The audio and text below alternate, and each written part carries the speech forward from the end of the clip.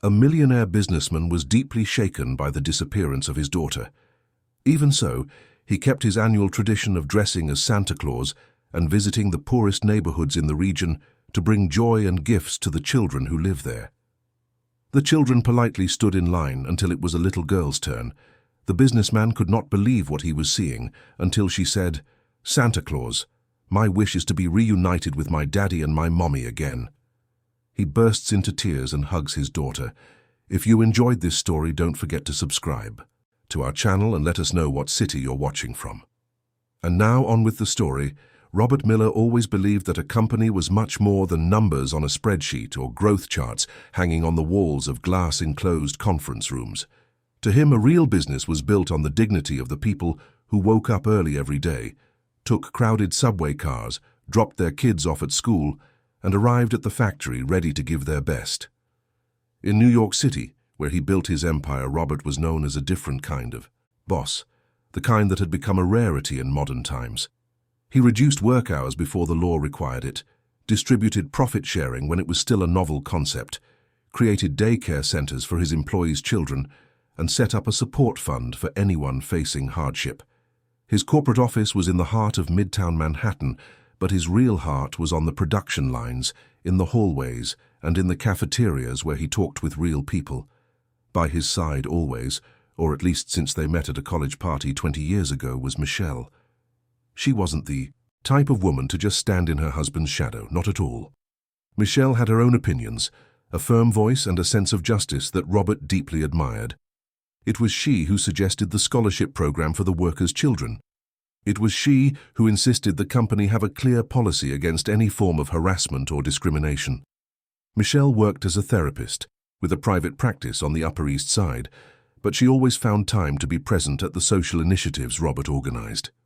Together, they were a couple many people admired, not for the wealth they had accumulated, but for how they used that wealth.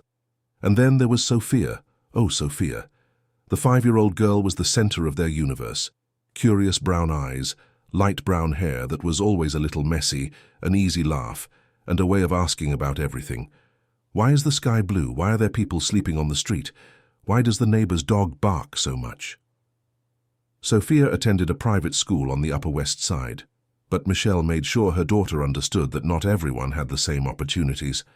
On weekends, she would take Sophia to help at charity drives, to talk with other children in underserved communities, to plant the seed of empathy from an early age. Robert watched it all and felt his chest swell with pride. His daughter was growing up with solid values, despite all the fortune surrounding her. But not everything was perfect in their story. Within the company itself, a silent tension was growing like a crack in a wall. Gregory Thompson was the name of Robert's business partner, the man who handled the company's financial and strategic side. The two had met at a trade show years ago, and, at the time, it seemed like a perfect partnership. Robert understood production, people, and building relationships. Greg understood numbers, the market, and making money grow. In the beginning, it worked well. The company expanded, opened new facilities, and won major contracts. But over time, the philosophical differences between them began to surface. Greg saw employees as operating costs. To him, every benefit granted was money that wasn't going into the partners' pockets. He didn't understand why Robert insisted on maintaining a cafeteria that served quality food when they could hire a cheaper vendor. He didn't understand why the company paid for a comprehensive health insurance plan when a basic one would suffice. He didn't understand why on earth Robert refused to lay off older employees who, according to Greg, were less productive and cost more. The meetings between them started to get tense. Greg would arrive with spreadsheets showing how much they could save. Robert would counter by talking about loyalty, dignity, and building something that would last for generations. The last straw came when Greg proposed a 15% cut in staff. He had it all calculated, showed the numbers, and guaranteed that production wouldn't be affected if they redistributed the tasks. Robert looked at those spreadsheets, at those cold numbers, and thought of the families that would be destroyed. He thought of John, who had been with the company for 17 years and had 3 kids.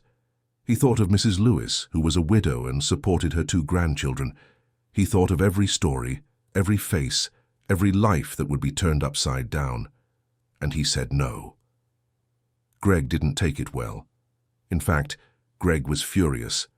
He began to question Robert's authority, suggesting that his partner was letting feelings get in the way of good business sense. He started holding separate meetings with some board members, planting doubts about Robert's leadership abilities. In the hallways, Greg was all smiles and pats on the back. Behind closed doors, he worked to undermine the confidence of investors and partners. Robert sensed the change in the air, but still believed they could resolve their differences through dialogue. It was on an ordinary Tuesday in April that everything changed. Sophia had just gotten out of school. Michelle usually picked her up every day at 3 in the afternoon, but on that specific day, she had an emergency session at her office and asked the nanny, Mrs. Carla, to make the trip. Mrs. Carla was a trustworthy woman who had been with the family for 3 years. She was careful and responsible. She arrived on time, found Sophia at the school gate with other children, took the girl's hand and started walking to where the car was parked. It was a busy street, full of parents, cars stopping and starting, the typical end-of-school day chaos. It was a matter of seconds. Mrs. Carla let go of Sophia's hand for just a moment to get the car keys from her purse. When she looked to the side, Sophia was no longer there. At first she thought the girl had wandered over to the nearby candy stand where they sometimes bought treats. She walked over, her heart already starting to race. She wasn't there. She ran back to the school gate, not there. She started calling out, asking other parents if they had seen a 5-year-old girl with brown hair and a blue uniform. No one had seen anything strange. No one had noticed. In the middle of that crowd, Sophia had simply vanished. The phone call reached Michelle as she was finishing a therapy session. It was Mrs. Carla, her voice trembling, trying to explain through sobs what had happened. Michelle felt the world spin. She dropped everything, got in her car, and sped toward the school. She called Robert on the way. He was in a meeting with suppliers, his phone on silent. When he finally answered, he heard his wife's desperate voice on the other end of the line. Robert didn't wait for her to finish. He told his driver to hurry. It didn't matter about the traffic. It didn't matter about a ticket, just go. When they arrived at the school, the police were already there. Michelle was sitting on a bench, her face wet with tears, with Mrs. Carla beside her in a state of shock. Robert hugged his wife tightly, feeling his own legs weaken. Where was Sophia? How could a child just disappear in the middle of so many people? The officers asked questions, took down descriptions and checked security cameras in the area. The footage showed the normal street activity, but at no point did it show Sophia being taken or getting into a car. It was as if she had vanished into thin air. The first few hours were the worst. Robert and Michelle couldn't think straight, their minds a jumble of hope and despair. They called every hospital in the area, every acquaintance, anyone who might have seen something. Michelle insisted that maybe Sophia had just gotten lost. Maybe she was wandering around confused, looking for a familiar face. Robert wanted to believe that, but something inside him, a dark intuition, told him this wasn't a simple case of a lost child. That night, there was no sleep in the Miller house. The couple sat in the living room holding each other, staring at the front door as if Sophia would appear at any moment, apologizing for getting lost. The girl's room remained just as she had left it that morning, toys scattered about, the previous day's uniform tossed on a chair, her scent still lingering on the sheets. Michelle went in there a few times during the night just to feel her daughter's presence, to touch the objects Sophia touched every day. By the next day, the news was already in the papers. Millionaire's daughter missing. The headlines varied, but they all featured a photo of Sophia, the one taken at her last birthday where she was smiling from ear to ear, a strawberry cake with 5 candles in front of her. Robert hired the best private investigators in New York. He offered a reward for information. Posters with Sophia's face began to appear all over the city. The police set up a task force. Every tip, no matter how absurd it seemed, was checked. Every lead, no matter how small, was followed to the end. But the days passed, and nothing turned up. Sophia remained missing, as if the earth had opened up and swallowed the girl. Robert tried to maintain a routine, going to the office, attending meetings, but he was only there in body. His mind was stuck in the moment he received Michelle's call. In the second, his life had been turned upside down. Michelle, for her part, cancelled all her appointments. She couldn't listen to other people's problems when her own world was falling apart. She spent her days between police precincts, meetings with investigators, and silent prayers that Sophia was okay wherever she was. And Greg? Greg was one of the first to show up at the miller's house when he heard the news. He arrived with flowers, with words of support, offering financial help to hire more investigators to increase the reward. He said Robert didn't need to worry about the company, that he would handle everything until his partner was ready to return. Michelle thanked him politely, but something about the man had always bothered her. She never really liked Greg. She found him fake, too calculating. Robert always asked her to give his partner a chance, saying Greg was just pragmatic, that deep down he had a good heart. That night after Greg left, Michelle commented to Robert that she found her husband's partner's composure strange, as if he were playing a part. Robert, too exhausted to argue, just mumbled that everyone was in shock, that everyone reacted to suffering differently. Michelle didn't press the issue, but she held on to that uneasy feeling deep inside, that premonition that something wasn't right. The weeks went by and hope began to give way to a paralyzing fear. What if they never found Sophia? What if the girl was suffering somewhere far away? What if... But Michelle refused to complete that thought. Every morning she woke up and told herself that this would be the day Sophia came, home. Every night as she lay down, she was grateful for another day of faith, even when that faith seemed to be hanging by a thread. Robert watched his wife's strength and wondered where she found so much courage. He, who had always been the strong, decisive one, felt himself crumbling inside. But Michelle was there, steady as a rock in the storm, reminding him that giving up was not an option. And so the days continued to pass, each one heavier than the last, each bringing fewer answers and more questions. Life went on outside, people came and went. New York traffic remained chaotic.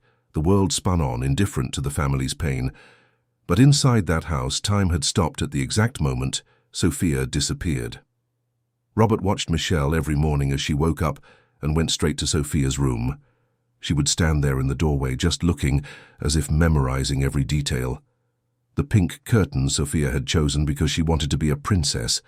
The bookshelf full of children's books they read together before bed.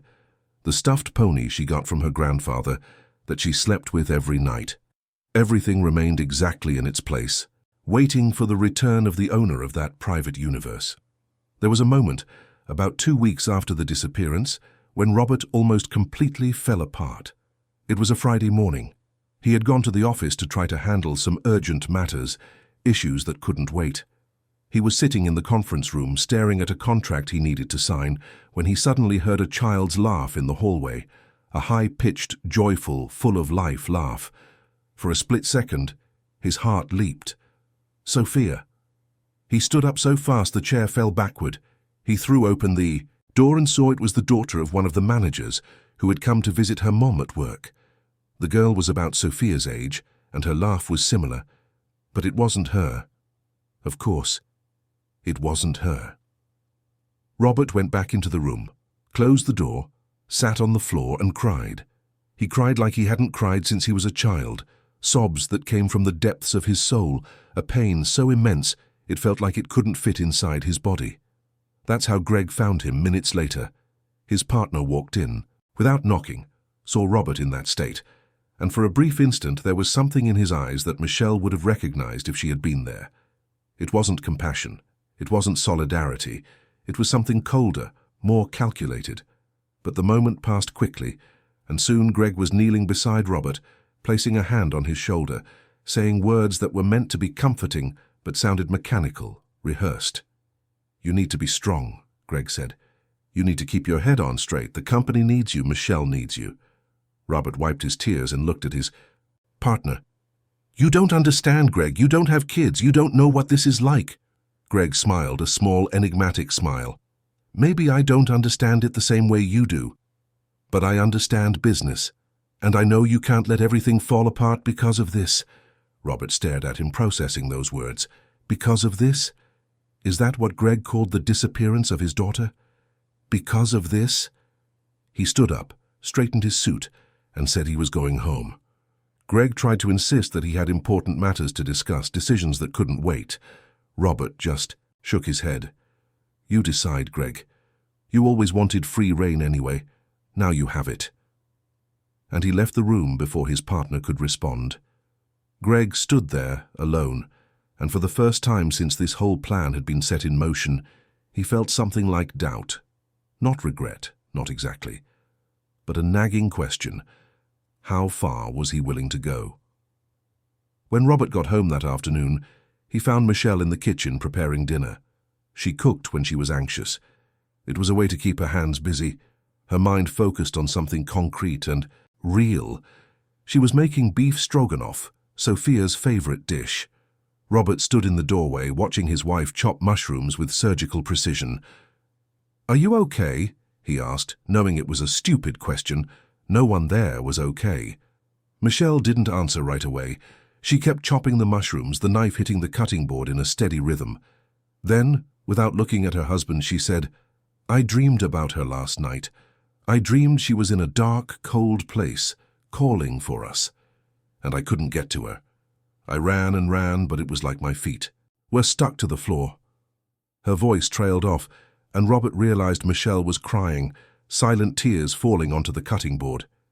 He crossed the kitchen in 3 strides and hugged his wife from behind, feeling her body tremble against his. "She's going to come back," Robert whispered in Michelle's ear. "I promise we're going to find her." Michelle turned in his arms, her face wet, her eyes red. "You can't promise that, Robert. You can't control this." He swallowed hard because she was right. He had always been the man with the solutions, the one who solved problems, who found a way out. But this time he was completely powerless. That night, they ate the stroganoff in silence, each bite an effort. The table was set for 3, as always. Sophia's place was still there, the little plate with butterfly designs, the pink plastic cup, the booster seat adjusted to the right height. Michelle had insisted on keeping everything as it was. "When Sophia comes back," she would say, "everything has to be exactly the way she left it." After dinner, Robert went to his home office and called the private investigator he had hired again. The man, a former cop named Rick, had a reputation for never giving up on a case. "Any news?" Robert asked, already knowing the answer. Rick sighed on the other end of the line. "We're following a few leads," he said, "but nothing concrete yet. It's like she just evaporated." Robert felt the frustration rising. "Kids don't evaporate, Rick. Someone took her. Someone knows where she is." "I know that, Robert," the detective replied patiently, "and we're going to find that someone, but you need to give me time. These cases, when there are no witnesses, no clear camera footage, they take time." Robert hung up the phone and stared at it, as if it could give him the answers he needed. How much time? How much time did his daughter have? How long could she hold on, away from home, away from them? He walked up the stairs slowly, each step feeling as heavy as if he were carrying the world on his back. He passed Sophia's room, hesitated, then went inside. He sat on her little bed, too small for his body, and picked up the stuffed pony. He clutched it to his chest and closed his eyes. "Where are you? Sophia, where are you, my daughter?" And in that silent room, full of memories and absence, Robert Miller allowed himself to feel all the despair he had been trying to contain since this nightmare began. And nothing, absolutely nothing, would be normal again until she was found. The months passed and life, stubborn as ever, insisted on continuing. November arrived, bringing the crisp autumn air to New York, and with it, a mix of conflicting emotions in the Miller household. It had been over 6 months since Sophia's disappearance, 6 months of relentless searching, of leads that went nowhere, of hopes that ignited in the morning and were extinguished by nightfall. The world outside kept its frantic pace, people rushing here and there, worried about bills, work, and small problems that seemed enormous until you lost a child and discovered what a real problem was. Michelle had started seeing a few patients again. Not all of them, just the most urgent cases, those who really needed her. It was a difficult decision, made after many conversations with Robert and her own therapist. She needed a purpose, something to get her out of bed besides the pain, but each session was a Herculean effort of concentration. She listened to her patients' problems, nodded at the right moments, asked the right questions, but a part of her, the largest part, was always somewhere else. She was thinking about Sophia. Where was she at that very moment? Was she cold? Was she scared? Was someone taking good care of her?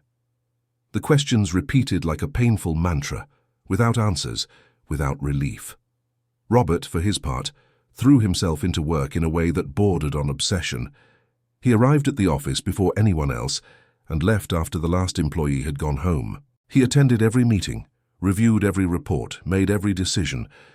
It was as if by keeping busy, he could forget for a few moments the absence that was eating away at his soul. But it didn't work. No matter how many hours he worked, no matter how many contracts he signed, the pain was still there, throbbing, insistent, reminding him every second that his daughter was lost somewhere in the world. And Greg. Oh, Greg was thriving. With Robert so focused on escaping his own pain through work, his partner finally had the space he had always wanted. He began to implement changes that Robert had always blocked. He cut some benefits here, reduced costs there, renegotiated contracts more aggressively. The employees noticed the difference. The atmosphere at the company changed. That warm, family-like environment began to give way to something colder, more impersonal. People spoke in low voices in the hallways, looked over their shoulders before making comments, and felt that something had changed, but they didn't know exactly what.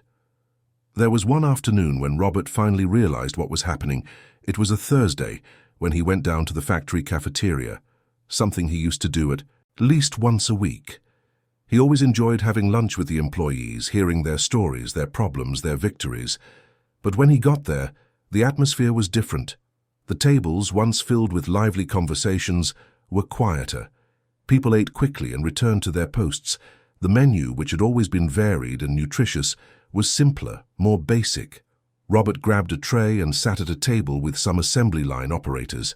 They greeted him politely, but there was a distance that hadn't been there before. "Everything okay around here?" Robert asked, trying to sound casual. The men exchanged glances. One of them, John, who had been with the company since the beginning, cleared his throat before speaking.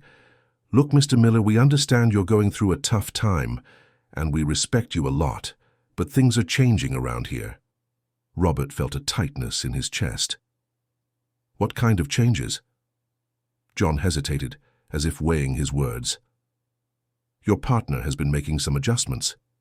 He cut the meal stipend we had, said it was an unnecessary cost, reduced our break times. He's been talking about firing anyone who doesn't meet their targets without taking personal circumstances into account." Robert felt anger rise in his throat. Greg had done all this without consulting him, without even mentioning it. He had told his partner to make some operational decisions, but not this. Never this. "I'm sorry, John. I didn't know. I'll fix this." The man gave a tired smile. "We know you didn't know, Mr. Miller. That's why I'm telling you. But a lot of people are worried. There are families depending on those benefits." Robert finished his lunch in silence, the food turning to cement in his mouth. He went straight up to Greg's office without even knocking. His partner was on the phone talking about numbers and percentages. When he saw Robert storm in, he quickly hung up. "Robert, what a surprise. Sit down. Let's talk." Robert didn't sit. He stood, his fists clenched at his sides. "What did you do, Greg?" His partner tilted his head, feigning ignorance. "What are you talking about? You cut employee benefits. You changed policies we spent years building. All behind my back." Greg sighed, as if dealing with a stubborn child. "Robert, you told me to make decisions. You said you didn't want to worry about the company for a while. I'm just doing what needs to be done." Robert took a step forward, his voice low but charged with emotion.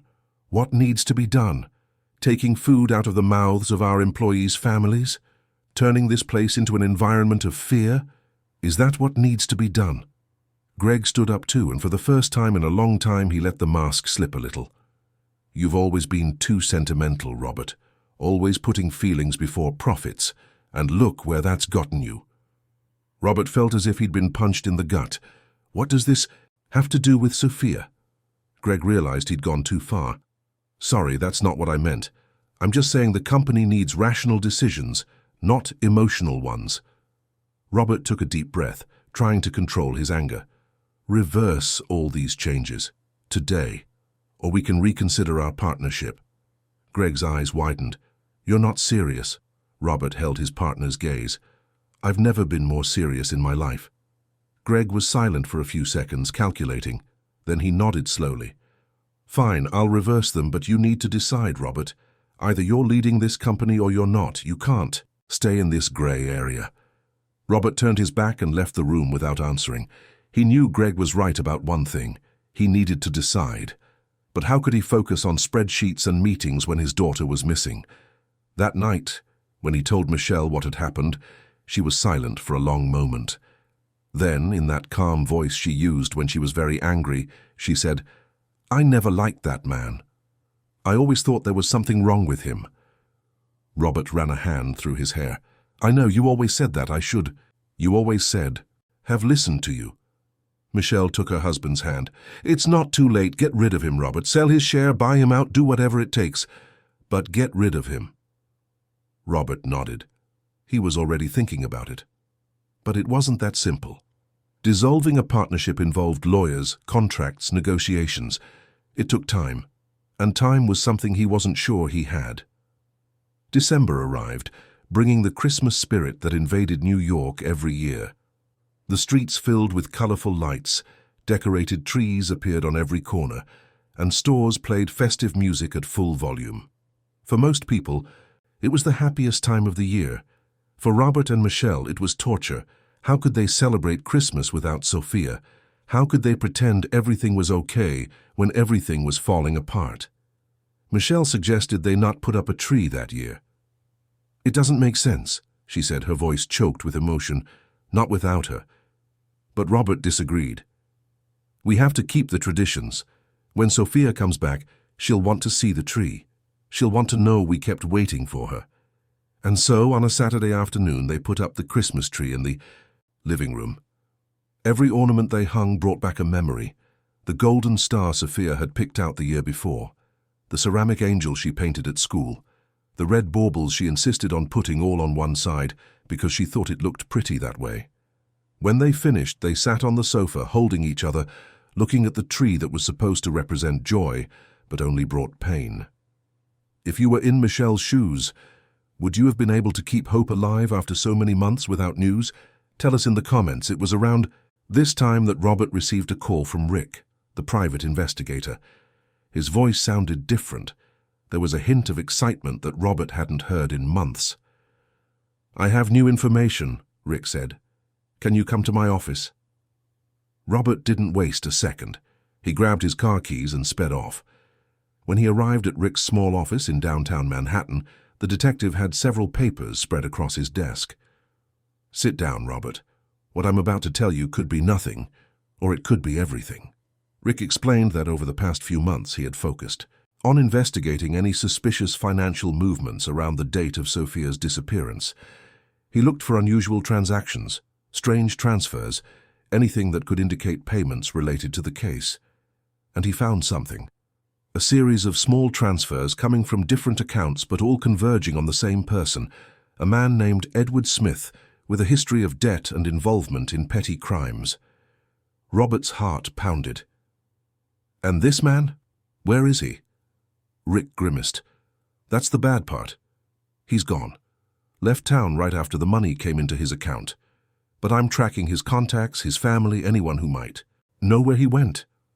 Robert felt a mix of hope and frustration. Finally a concrete lead, but still far from finding Sophia. Rick continued. The interesting part is the origin of the money. It came from several accounts, but they all have one thing in common. They were recently opened and closed right after the transfers. Someone went to a lot of trouble to create a smokescreen. This means we're not dealing with amateurs. Robert thought for a moment. Who would have the resources to do something like that? Who would have the motive? The answer flashed in his mind, like lightning. but it seemed so absurd that he tried to push it away. No, it couldn't be, but the seed of suspicion had been planted. In the following days, Robert began to watch Greg with new eyes. He noticed small details that had previously gone unnoticed. The way his partner would avert his gaze when the topic of Sophia came up, how he always tried to change the subject when Robert mentioned the investigation, how he seemed overly interested in what the police had discovered. Robert felt paranoid, but he couldn't stop thinking, could Greg have something to do with Sophia's disappearance? He talked to Michelle about his suspicions. She was silent for a long moment, processing. Then she said, "I wouldn't put anything past that man. But we need proof, Robert. We can't accuse someone based on a gut feeling." Robert knew she was right, but the feeling was still there, gnawing at him. He started investigating on his own, discreetly.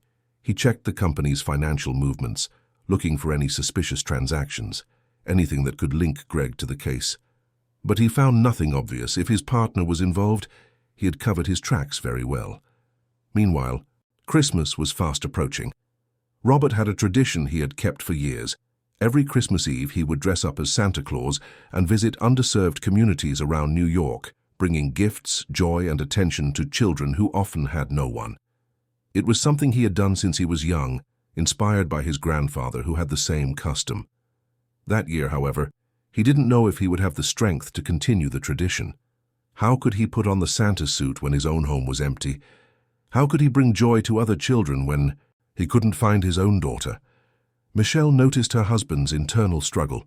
One evening, a few days before Christmas, she sat next to him on the sofa and said, "You have to go. You have to keep this tradition. Sophia would be proud of you.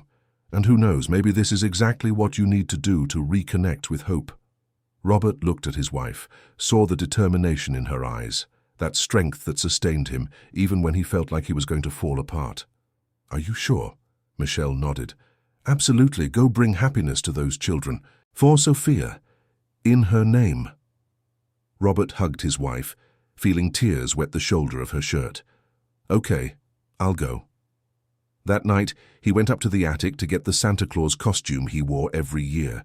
It was stored in a cardboard box, carefully folded, smelling of mothballs and memories. When he opened the box, he also found a card. It was from Sophia, made the previous year, with crayon drawings of stars and hearts. "Daddy, you're the best Santa in the world," the message read in that crooked, childish handwriting. "I love you to the moon and back." Robert pressed the card to his chest and allowed himself to cry once more. In the days leading up to Christmas, Robert organized the event with the same care as always. He contacted community leaders, asked about the families who needed the most help, and made lists of gifts appropriate for each age.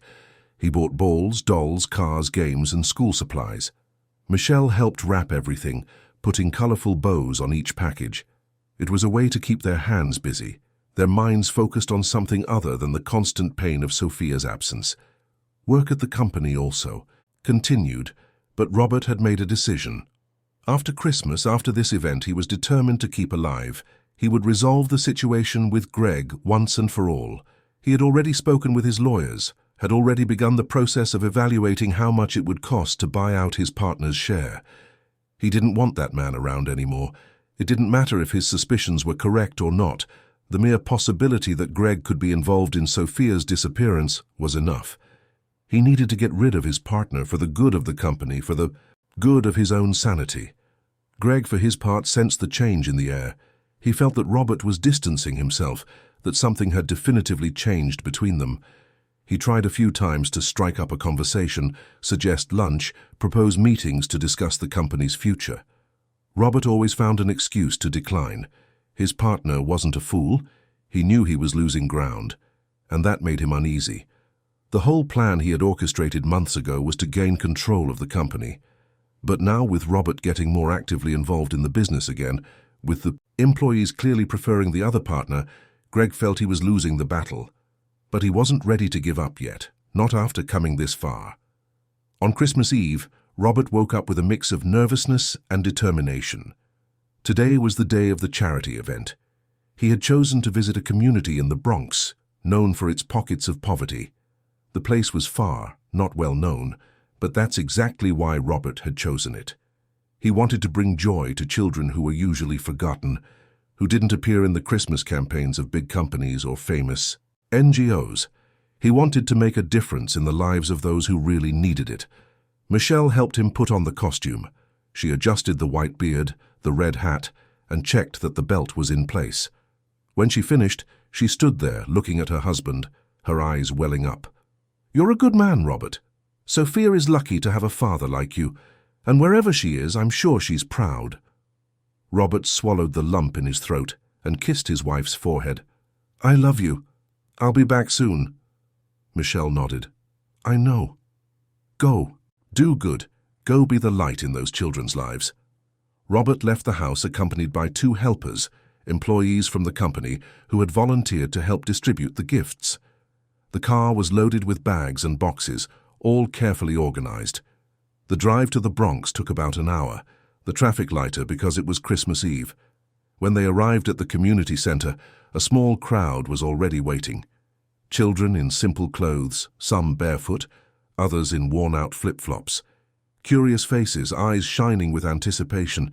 It was for moments like this that Robert made sure to keep this tradition. There, in those smiles, in that pure and genuine joy, he found a purpose that went beyond himself. The distribution began. Robert sat in a large chair they had prepared, and the children started to form a line. Each one climbed onto his lap, told him what they wanted for Christmas, and received a gift. There was laughter, there were hugs, there was that magic that only Christmas can create, even in the most unlikely places. Robert played the part with dedication, with warmth, asking each child's name, making jokes, taking pictures. For a few moments he managed to forget his own pain and focus on bringing happiness to those families. But then, in the middle of the line, he saw her, and the entire world seemed to stop. And so, even with a broken heart, Robert decided he would keep the tradition he loved so much alive, never imagining that this decision would change everything. It was a little girl, small, too thin, with dirty, patched-up clothes. Her brown hair was tangled, full of knots, as if it hadn't seen a comb in weeks. Her face had smudges of dirt, her hands were grimy, her nails broken. She moved slowly in the line, her eyes downcast as if she were ashamed or afraid. There was something about her that made Robert stop breathing. It was the way she tilted her head when she was thinking. It was the way she bit her lower lip when she was nervous. They were small gestures he knew by heart, that he had seen thousands of times. Robert's heart began to beat so hard he could hear the blood pounding in his ears. It couldn't be. It couldn't. After 7 months, in a community miles away.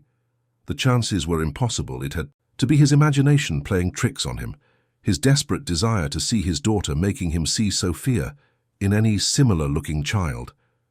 But the more he looked, the more certain he became.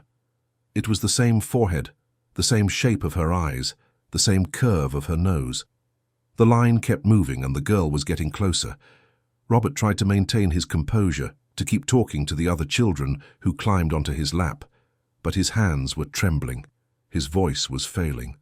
One of his helpers noticed something was wrong. "Mr. Miller, are you okay? You look pale." Robert just nodded, unable to take his eyes off the approaching girl. 2 more children, 1 more. And then it was her turn. The girl stopped in front of him but didn't look up. She just stood there, her arms hanging by her sides, her bare, dirty feet on the packed dirt ground. Robert felt his throat tighten. In a trembling voice, almost a whisper, he asked, "What's your name?" The girl took a long time to answer. When she finally spoke, her voice was low, almost inaudible. "Sophia." The world stopped. The noise around him faded away. The other children, the conversations, the laughter, everything disappeared. There was only this girl in front of him, that voice saying the name he carried in his heart every single day. Robert reached out his hands, shaking so much he could barely control the movement. "Can you come up here, my dear?" The girl hesitated, but then she took a step forward and let him help her onto his lap. She was too light, so light she felt like she might break. Robert held her carefully, as if he were holding the most precious thing in the world. And he was. He was holding his daughter. He was absolutely certain now. Up close he could see all the details. The small scar above her left eyebrow she got when she fell off the swing at age 3, the dimple in her chin she inherited from Michelle. Even her scent underneath the dirt and sweat was hers. It was Sophia. "And what do you want for Christmas?" Robert asked, his voice breaking on the last word. Sophia was silent for a moment, her eyes still downcast. Then, so quietly he could barely hear, she said, "I just want to go home to my mommy and daddy." The tears Robert had been holding back all afternoon finally fell. They rolled down his fake beard, soaked the red costume, and dropped heavily to the ground. He hugged the girl tightly, feeling her fragile little body against his, and began to sob. His helpers came running, worried, not understanding what was happening. "Mr. Miller, are you okay?" Robert couldn't speak. He could only hold Sophia, repeating softly in her ear, "Daddy's here. Daddy's here, my daughter. You're safe now." Sophia began to tremble, and then she started to cry too. A quiet cry at first, but it grew and grew until it became sobs that shook her whole body. She gripped the Santa suit tightly, her small fingers clutching the fabric as if it were the only solid thing in a world that had crumbled months ago. The people around them began to realize that something far beyond a simple gift giveaway was happening. Someone called the community leader, Mrs. Joan, a woman in her 60s who knew all the families there. She approached, concerned. "What happened?" Robert, with enormous effort, managed to speak. "This girl, this is my daughter who disappeared 7 months ago in New York." Mrs. Jones' eyes widened. "That's not possible. This girl arrived here with the Smith family about 4 months ago. They said she was their niece, that her parents had passed away, and they were taking care of her." Robert felt anger burn in his chest, but he forced himself to stay calm. He needed to be clear-headed now. He needed to do the right thing. "Where is this family?" Mrs. Joan looked around. "The last time I saw Eddie Smith was yesterday. He's been in and out, coming and going without notice, but his wife should be home." Robert nodded. One of his helpers was already on the phone with the police. Another was calling Michelle. Robert continued to hold Sophia, whispering words of comfort, telling her everything was okay now, that she was safe, that she was going home. Sophia, between sobs, began to talk, fragmented, disjointed words, but together they told a horrible story. A man had offered her candy outside of school. She had learned never to take anything from strangers. But he seemed nice. He said he knew her daddy. He said her daddy had sent him to pick her up because her mommy had gotten hurt. Sophia got scared, wanted to go back, but he picked her up and put her in a car. She screamed, but the windows were closed and it was noisy on the street. No one heard. They took her to a house. They weren't mean to her. They didn't hit her. They gave her food. But they didn't let her leave. They didn't let her talk to anyone. They told her that if she told anyone who she was, bad things would happen to her mommy and daddy. Sophia was so scared. She cried every night. She begged to go home. But they said she couldn't, that she had to stay there, that her parents didn't want her anymore. Sophia didn't believe it at first, but as time went on, as the days passed, she began to doubt. What if it was true? What if her mommy and daddy really had gotten tired of her? Robert listened to every word, feeling his heart being torn to pieces. "My daughter, my beloved daughter. Never, ever in our lives would we abandon you. We looked for you every single day. Mommy cried so much. I cried so much. We never stopped looking." Sophia lifted her face for the first time, her eyes red and swollen. "Really?" Robert nodded, tears still streaming down his face. "Really, my love. You are the most important thing in our lives. We love you more than anything in this world." The police arrived quickly. 2 squad cars came, and the officers, upon hearing Robert's story, acted with efficiency and sensitivity. They went to the Smith's house and found the wife, who panicked when she realized everything had been discovered. She started talking, desperate, saying her husband had brought the girl, that she had only taken care of her because she had no choice, that she was afraid of what her husband would do if she said no. Edward Smith, as Rick had discovered in his investigation, had been gone for a few weeks. He took the money he had received and disappeared, leaving his wife and Sophia behind. One of the officers, a middle-aged man with a kind gaze, knelt in front of Sophia. "You're safe now, little one. We're going to take you back home to your parents. But first, we need you to come with us for some tests, just to make sure you're okay. Is that all right?" Sophia looked at Robert, seeking confirmation. Robert nodded. "Daddy will go with you, okay? I won't leave your side for a second." Sophia grabbed his hand. "Promise?" Robert squeezed her little hand. "I promise." The trip to the hospital was a mixture of elation and agony. Robert was on the phone with Michelle, who was in her car, racing to meet them. She was crying so hard she could barely drive, but she didn't stop. She needed to see her daughter, she needed to touch her, she needed to be sure. This was real and not another cruel dream.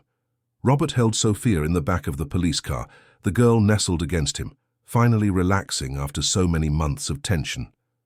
At the hospital, Sophia underwent a series of tests. The doctors were gentle and careful, explaining each procedure, making sure the girl felt safe. Robert stayed by her side the whole time, holding her hand, talking, making silly jokes to try to make her smile. And when Michelle finally arrived, running through the hospital corridors, her hair disheveled, her face red from crying, and saw Sophia sitting on the examination table with Robert beside her, she stopped. She stood there in the doorway for a second that felt like an eternity. And then she ran. She ran and hugged her daughter with a force that came from the depths of her soul. "Sophia, Sophia, my daughter, my love, my life." Michelle kissed the girl's face, her hair, her forehead, her hands. Sophia clung to her mother and cried even more, a cry of relief, of reunion, of finally being home. Robert hugged them both, and there in that hospital room the Miller family was reunited. After 7 months of nightmare, of pain, of doubt, they were finally together. Not in the way they had imagined, not in the setting they had dreamed of, but together. And for now, that was everything. The doctors reported that Sophia was physically well, considering the circumstances. Malnourished, yes, with some vitamin deficiencies that would need to be treated, but nothing irreversible. The greatest damage, they said with sensitivity, would be emotional. Sophia would need psychological support, time, and patience. She had been through a traumatic experience, and it would take time for her to recover completely. Robert and Michelle listened to everything, absorbed every word, and promised they would do whatever it took to help their daughter. Meanwhile, at the precinct, the investigation began to move quickly. Edward Smith's wife, under pressure and fearing the consequences, started to talk. She told them how her husband had come home one day with the girl, saying they would make a lot of money if they took care of her for a while. She didn't ask questions. She was afraid of him, but she knew something was wrong. Edward would receive calls, always stepping outside to talk privately. Sometimes he would disappear for days. When he came back from his last trip, he said the job was done, that they would soon be able to move far away. But then he took the money and vanished, leaving her and Sophia behind. The woman didn't know where the money came from, but she remembered Edward mentioning one name several times, Greg. He always spoke of him with a mixture of fear and respect. "Greg knows what he's doing," Edward would say. "Greg covers his tracks better than anyone." When the lead detective on the case heard that, he immediately called Robert. "Is there a Greg in your life who could be involved in this?" The question hung in the air. Robert closed his eyes and felt everything click into place. The pieces of the puzzle he had been trying to assemble for months finally formed a picture, and it was a terrible one. "Yes," Robert answered, his voice icy. "There is a Greg, my business partner." The revelation hit him like a ton of bricks. It all made sense now. Greg's attempts to take control of the company during Robert's most vulnerable moment. The way he always asked about the investigation, as if checking to see if he was safe. The excessive interest in whether the police had any leads. The insistence that Robert step away from the business. Every little detail that had seemed insignificant before now shone with crystalline clarity. Greg had done this. He had planned Sophia's disappearance to have a clear path at the company. He had used his own daughter, an innocent 5-year-old child, as a pawn in a sordid game of power and money. Robert felt a rage he had never experienced before. It was something that came from deep within his chest, hot and suffocating, begging to be released. Michelle noticed the change in her husband's expression. "What is it? What happened?" Robert told her, the words coming out hard and sharp. Michelle turned pale. She had always known there was something wrong with Greg, always felt that uneasy sensation around him. But never, not even in her worst nightmares, had she imagined he was capable of something so monstrous. It was one thing to be greedy, to be unethical in business. It was another thing entirely to use a child as a bargaining chip. The police acted swiftly, with the link between Edward Smith and Gregory Thompson established through the wife's testimony. Investigators obtained a warrant to search Greg's offices and home. What they found confirmed all their suspicions. There were records of bank transfers carefully hidden in offshore accounts. There were encrypted emails that, once deciphered, showed conversations between Greg and Edward about the plan. There were even notes in a personal journal where Greg calculated how long it would take for Robert to completely step away from the company after his daughter's disappearance. Each piece of evidence was more shocking than the last. Greg had planned everything meticulously. He had studied Sophia's routine, knew the times Mrs. Carla picked her up from school, and had identified the perfect day to act. He had recruited Edward Smith through intermediaries, indebted, desperate people who would do anything for money. He had created layers and layers of protection around himself, ensuring nothing could be traced directly back to him. But he had made one mistake, a crucial one. He had underestimated Robert's strength, Michelle's determination, and he had underestimated the fate that placed Sophia in that line on Christmas Eve. When the police went to Greg's house to arrest him, he still tried to maintain his composure. "This is absurd," he said, his voice loud and indignant. "You have no proof of anything. I am a respected businessman. I will sue all of you for defamation." But when they showed him the evidence, when they laid out the bank transfers, the emails, the notes, he fell apart. Not in the way you would expect, not with remorse or regret, but with anger, with fury at being discovered, at having his plans ruined. "She wasn't even that important," Greg said, speaking of Sophia as if she were an object. "He cares more about the company's employees than he does about her. I was just trying to make him see what really matters." The officer listening had to control himself to maintain his professional composure. "Mr. Thompson, you are under arrest for your involvement in the disappearance of a child. You have the right to an attorney." Greg was handcuffed and taken away. Until the very last moment he showed no sign of remorse, only cold calculation and anger at having lost the game he had started. The news of Greg's arrest spread quickly, in the newspapers, on social media, in the company's hallways. "Businessman arrested on suspicion of involvement in partner's daughter's disappearance." The headlines were shocking. People who knew Greg, who had done business with him, couldn't believe it. But those who worked directly with him, who knew his coldness, his obsession with profit above all else, were not so surprised. They had always known there was something wrong with that man. Robert spent the next few days divided between caring for Sophia and dealing with the legal and business fallout. He had meetings with lawyers, with the police, with prosecutors. He gave statements, signed documents, answered questions, but none of it really mattered. What mattered was that Sophia was back, that she was safe, that she was home in her own room, surrounded by her own toys, sleeping in her own bed. Everything else was just details to be sorted out. Sophia began to slowly readjust to normal life.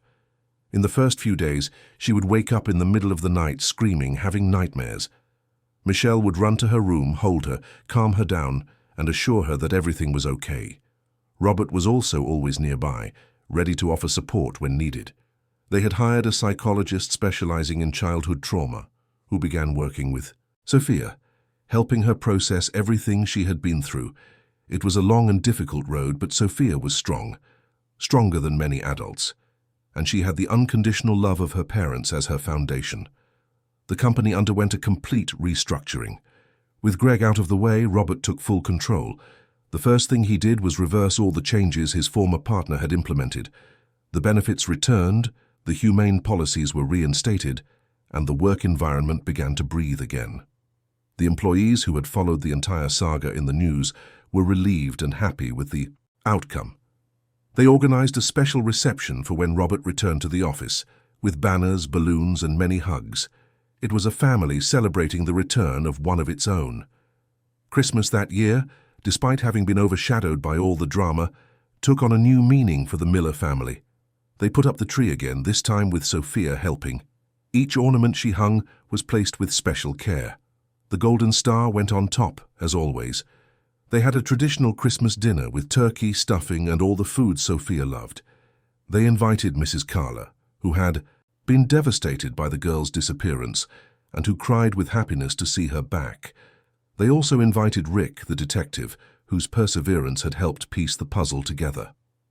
That night, after everyone had gone home, after Sophia was asleep, Robert and Michelle sat on the living room sofa, holding hands, looking at the Christmas tree with its gently blinking lights. "It was a hard year," Michelle said, her head resting on her husband's shoulder. Robert nodded. "The hardest of my life. But we're together. And that's what matters." Michelle lifted her face and looked into his eyes. "You know, he's going to pay for what he did, don't you?" Robert nodded again. "Yes, justice will be served." And when he said it, he knew he was right. Greg would answer for his actions, and the Miller family, scarred but not broken, would move forward, stronger than ever. The months that followed were a time of rebuilding in every sense. Robert returned to dedicating himself fully to the company, but with a completely different perspective. What had happened to Sophia had changed something fundamental within him. Before, he was already a humane and fair boss, concerned with the well-being of his employees. But now there was a new urgency, a profound understanding that life could change in a second, that what truly mattered wasn't profits or multi-million-dollar contracts, but people, real connections, the legacy we leave in the world. He implemented even more significant changes at the company. He created a free psychological support program for all employees and their families. He established a paid leave policy for parents dealing with difficult situations with their children. He set up an emergency fund to help workers in crisis situations. And most importantly, he began to be present in a way he hadn't been before, not just physically but emotionally. He knew the names of his employees' children, asked about their lives, celebrated their victories, and offered support in their defeats. The company prospered like never before. The numbers proved something Robert had always believed, but Greg never understood. When you take care of people, when you truly invest in them, they repay you with loyalty, dedication, and productivity that go far beyond what any management textbook could predict. The news of the case spread, and paradoxically, despite the scandal, the company gained national respect. People wanted to do business with a company that had real values, that had proven in practice that profit and humanity could go hand in hand. Gregory Thompson faced the trial he deserved. The justice system, though slow as always, was relentless with him. The evidence was irrefutable, the testimonies overwhelming. Edward Smith was found months later hiding in another city and also gave a detailed testimony in exchange for a reduced sentence. He confirmed everything. He confirmed that Greg had planned every detail, that he had paid for the entire scheme, that he had given specific instructions on how and when to act. In court, during the trial, Greg maintained his cold, calculating demeanor to the end. He didn't apologize, showed no remorse. He only argued that he had done what was necessary for the good of the company. The judge, an older man who had seen a lot in his life but was still shocked by Greg's coldness, delivered a harsh sentence. "Mr. Thompson, you not only committed a heinous act against an innocent child, you betrayed the trust of a business partner, a friend, someone who believed in you. You have demonstrated a complete lack of empathy, moral conscience, and basic humanity. Society needs to be protected from individuals like you." The sentence was heavy, as it should be. Greg was taken away, and this time there were no more moves to make, no more escapes. He would pay for his actions. Robert attended the trial with Michelle. When the sentence was delivered, he didn't feel joy, he didn't feel victory. He just felt a deep exhaustion and a kind of melancholic peace. Justice had been done. Greg would spend many years away from society, without the ability to hurt anyone else. But that didn't erase the 7 months of suffering his family had endured. It didn't return the innocence Sophia had lost. It didn't completely heal the wounds that had been opened. It was just the closing of a painful chapter, so that another, hopefully better one, could begin. Leaving the courthouse that day, Robert and Michelle walked in silence to the car. Once inside, away from the prying eyes of reporters and cameras, they simply held each other. It was a long, tight hug that said everything words couldn't express. They had survived. They had made it to the other side. And although the scars remained, so did the love that bound them. This family wasn't perfect, but it was theirs. And no one ever again would take that away from them. In the months following the trial, Robert made an important decision. He sold Greg's share of the company, which had been seized as part of the legal process. With the money, he created a foundation called Sophia, dedicated to helping families of missing children. The foundation offered free psychological support, financial aid for those who couldn't afford private investigators, and worked closely with authorities to improve search and rescue protocols. It was a way to transform all that pain into something positive, to make his family's suffering alleviate that of others. The foundation grew quickly. People from all over the country began to get in touch, telling their own stories of loss and hopelessness. Robert couldn't help everyone, but he helped as many as he could.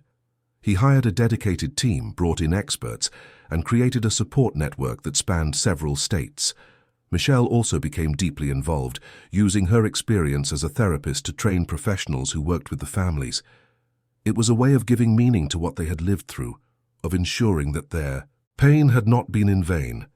Sophia was the true hero of this story, the girl who had been torn from her life, who had spent months in captivity, who had been used as a pawn in a cruel game, showed a resilience that surprised even the psychologists who worked with her. Of course, there were difficult nights, nightmares, moments of anxiety. There were days when she didn't want to leave the house, afraid that something might happen again. There were unexplained crying spells, desperate hugs seeking security. But with the unwavering support of Robert and Michelle, with the right professional help, with the patience and love that surrounded her, Sophia began to heal. She returned to school after a few months, at a new institution chosen with care, where the teachers were informed of the situation and trained to handle any issues that might arise.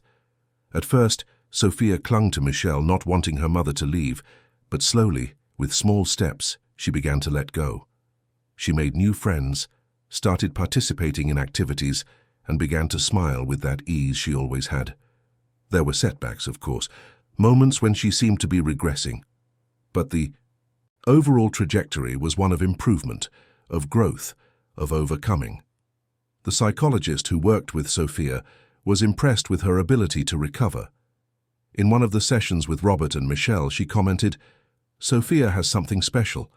She doesn't deny what happened. She doesn't pretend everything is fine when it's not. But she also doesn't let it define her. She's learning to integrate this experience into her story, not as an endpoint, but as a difficult chapter she managed to overcome." Michelle and Robert listened with full hearts.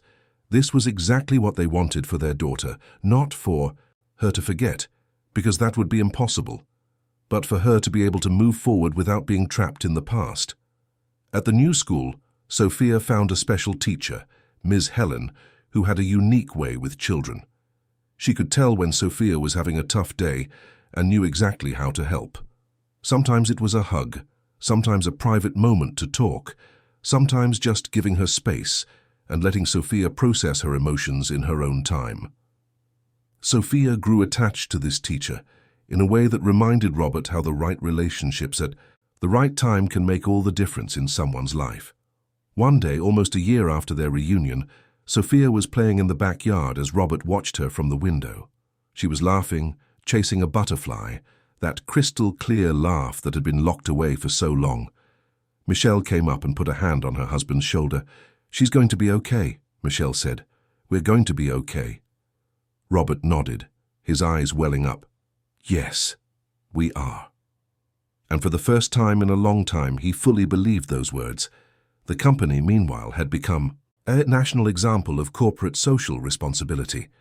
Journalists came from all over the country to interview Robert, wanting to understand how he had managed to turn a personal tragedy into a driving force for positive change. He always answered with humility. "I didn't do anything extraordinary," he would say.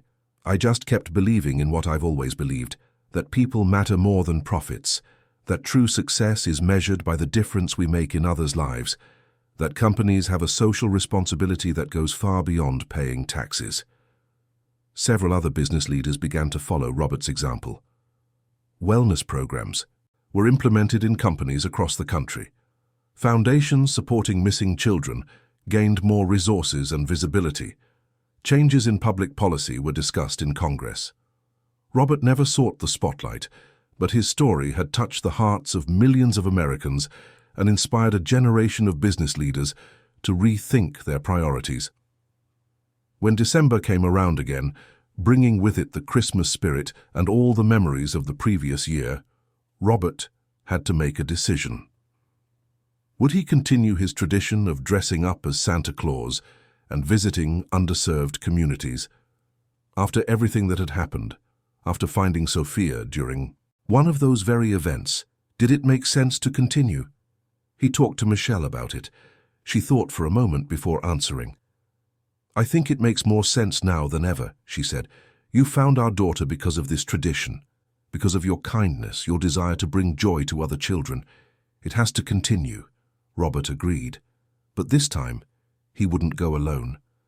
Sophia, now 6 years old and much more mature than her age suggested, wanted to go with him. "I want to help other kids, Daddy," she said with that childish seriousness that sometimes emerged. "I want to make them happy like you made me." Robert and Michelle looked at each other, their hearts tight with pride and love. "If you're sure, my love," Michelle said. Sophia nodded with conviction. "I am." And so, on Christmas Eve of that year, Robert once again put on the Santa Claus costume. But this time he had Sophia by his side, dressed as Santa's helper, and Michelle also actively participating in the event. They chose a different community, this time closer to the city, a place where many families struggled to survive, where children grew up. Amidst hardships no one should have to face, they brought gifts, food, warmth, and attention, and the difference they made that day was immeasurable.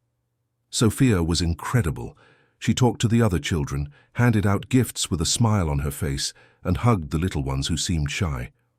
There was a light in her, a strength that came from having survived the worst and come out on the other side. The people participating in the event, who knew the Miller family's story from the news, were moved to see Sophia there, not just surviving but thriving, not just recovering but helping others. It was a powerful testament that love can heal, that kindness can transform, that even the darkest stories can have bright endings. When the event was over and they returned home, tired but happy, the three of them sat on the living room sofa. The Christmas tree glowed softly in the corner, the still-wrapped presents waiting to be opened the next day. Sophia was nestled between her parents, almost asleep from exhaustion. "This was the best Christmas of my life," she whispered before closing her eyes. Robert and Michelle looked at each other over their daughter's head, and they didn't need to say anything. They knew exactly what the other was thinking. They had been through hell, had faced the worst thing parents can face. But they had survived. And not just survived, but come out the other side stronger, more united, more aware of what truly matters in life. The company continued to thrive. Without Greg, without the toxic energy he brought, the work environment was completely transformed. People worked happier, more motivated, more connected to the purpose of what they were doing. Robert implemented a program where the company donated a percentage of its profits to institutions that cared for missing children and to support centers for families in crisis. He wanted something good to come from all that pain. He wanted his story, Sophia's story, to help other families going through the same nightmare. Mrs. Carla continued to work with the family, despite the guilt she carried for letting go of Sophia's hand on that fateful day.